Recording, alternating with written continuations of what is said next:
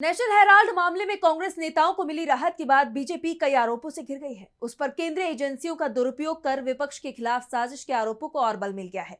अब इस मामले में विवाद थमा भी नहीं था कि अब एक और मामले में कोर्ट ने विपक्ष को बड़ी राहत दे दी है, जिससे बीजेपी और मोदी सरकार एक बार फिर विपक्ष के निशाने पर आ गई है।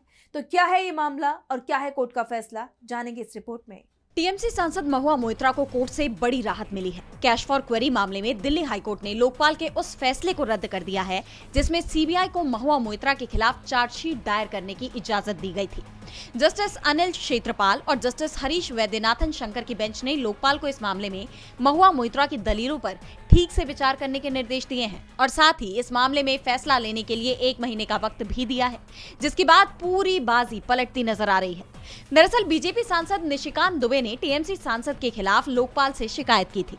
उनका दावा था कि महुआ ने संसद में सवाल पूछने के लिए बिजनेसमैन दर्शन हीरानंदानी से पैसे और तोहफे लिए थे।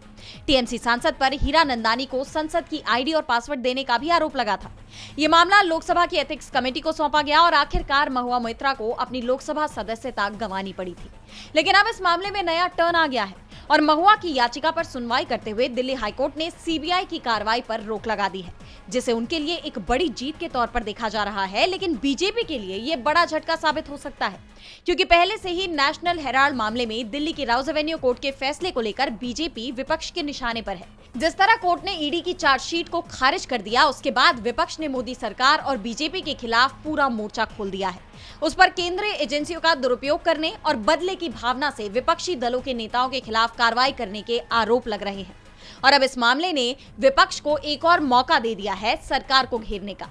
डीवी लाइव वेस्ट बंगाल की रिपोर्ट।